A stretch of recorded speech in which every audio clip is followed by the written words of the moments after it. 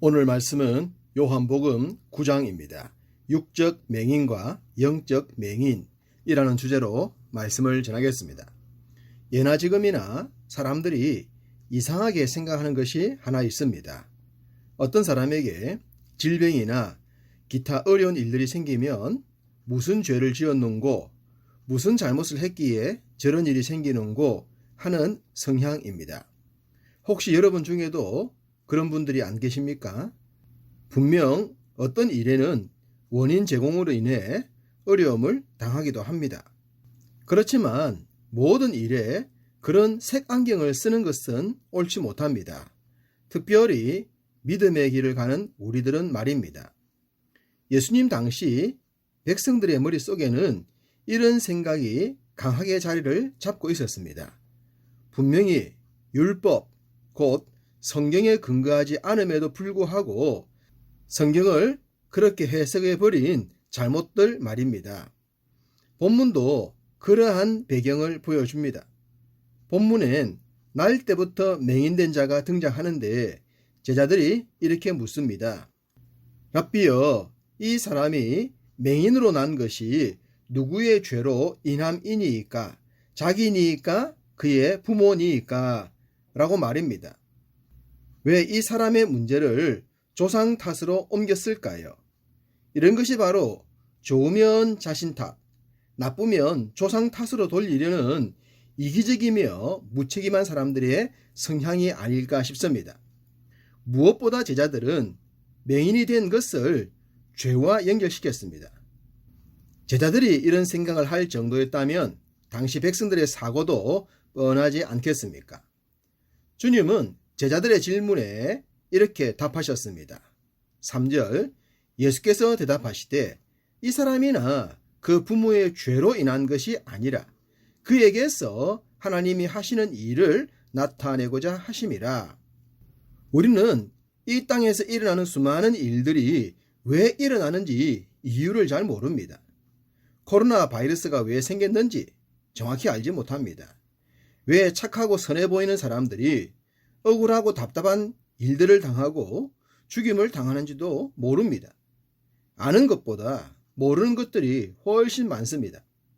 당연히 영적인 세상은 더욱 그러하지 않겠습니까? 그래서 이 말씀이 더욱 힘이 됩니다. 하나님께서 하시고 싶으신 일로 인해 일어나는 일들이 있다는 것입니다. 그렇습니다. 때로 믿음의 길을 가는 우리 삶에도 정말로 이해할 수 없는 일들이 일어날 때 하나님께서 하실 일 때문이라고 생각하면 얼마나 좋겠습니까? 맹인의 삶을 통해서도 하나님께서 하실 일이 있으시다는 것입니다. 주님은 그 맹인을 만난 이후 갑자기 땅에 침을 뱉어 진흙을 이기셨습니다. 그러더니 맹인의 눈에 바르신 후에 실로암 못에 가서 씻으라고 하셨습니다. 이 장면은 참으로 이해하기 곤란합니다. 능력 많으신 예수님께서 왜 이렇게 까다로운 행동을 하셨을까요? 말씀 한마디만 하셔도 될 텐데 말입니다. 그럼에도 불구하고 이렇게 하신 것은 맹인을 비롯하여 제자들을 가르치고자 하심이겠죠. 먼저 맹인을 향해 기대하심이 계셨습니다. 이해할 수 없고 번잡스럽고 찾아가기도 어려운 일을 시켰음에도 믿고 순종하는가를 보시고자 하셨습니다. 기적의 역사는 믿음에서 시작됩니다.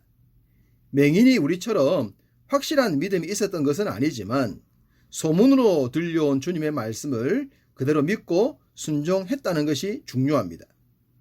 자신이 지금까지 맹인으로 살아왔던 그 모든 서러움과 불편함과 고통스러움은 까다로운 명령을 내리시는 주님의 말씀에 비하면 아무것도 아니지 않겠습니까?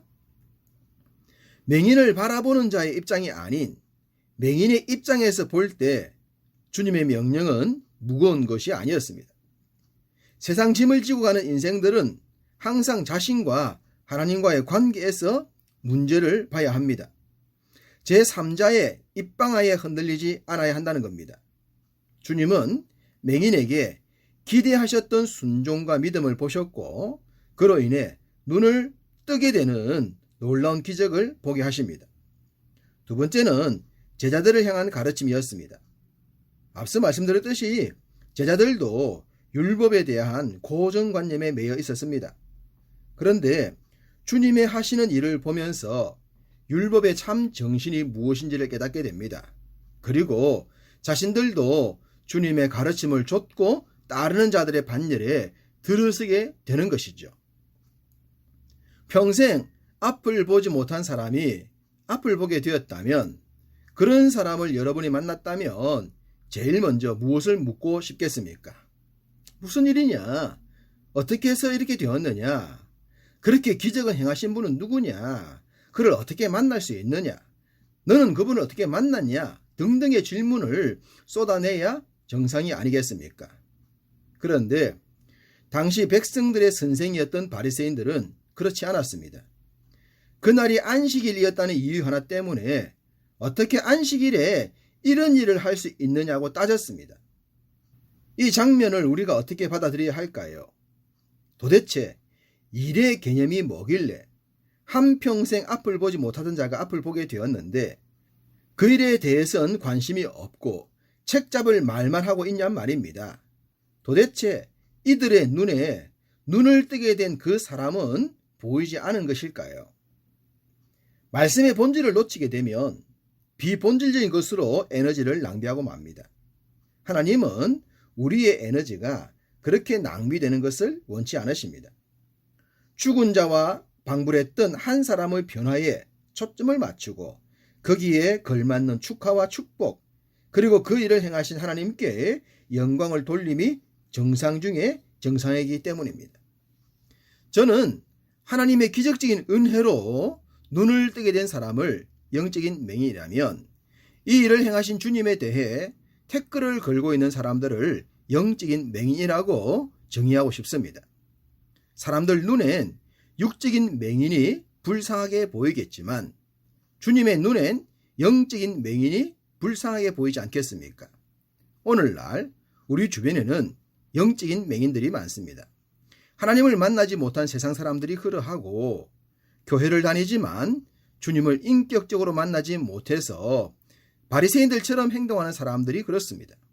우리는 이와 같은 말씀을 통해 나의 눈은 영적으로 열려 있는가에 대해 늘 묵상을 하고 각성을 해야 할 것입니다. 주님은 눈을 뜨게 해주었던 자를 다시 만났을 때 친절하게 물으셨습니다. 35절, 내가 인자를 믿느냐라고 말입니다. 주님은 우리가 육적으로 눈을 뜨는 것에 만족하지 않으십니다.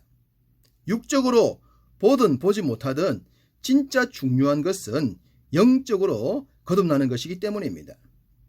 주님은 육적인 눈을 뜨게 된 그에게 영적인 눈까지 뜨게 해주고 싶으셨습니다. 그 사람은 주님과 대화를 나누면서 이렇게 고백합니다.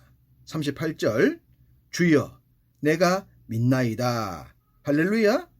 이 고백이 우리 모두의 고백인 줄 믿습니다. 시몬 베드로가 고백했듯이 영생의 말씀이 주께 있사오니 우리가 어디로 가오리이까? 이 고백을 꼭 붙들고 살아갑시다. 오늘 본문의 마지막 구절입니다. 41절, 예수께서 이르시되 너희가 맹인이 되었더라면 죄가 없으려니와 본다고 하니 너희 죄가 그대로 있느니라. 육적인 맹인이 되어 앞을 볼 수 없기 때문에 행동의 죄를 짓지 않으면서 겸허하게 사는 것이 복되다는 말씀입니다. 반대로 육적인 눈이 열림으로 인해 오히려 죄를 짓는다면 앞을 보지 못함만 못하지 않겠습니까? 그러므로 볼 수 있는 것에 감사하며 말씀에 순종합시다. 혹시라도 앞을 볼 수 없거나 다양한 문제를 가지고 있더라도 그것으로 인해 말씀 앞에 겸허해질 수 있다면 그것으로 감사하며 삽시다. 그럴 때 우리들의 어떤 삶을 통해서도 하나님께 영광 돌리게 될 줄 믿습니다. 이 하루도 여러분의 현재 상황에서 하나님의 기쁨 되시기를 주님의 이름으로 축복합니다.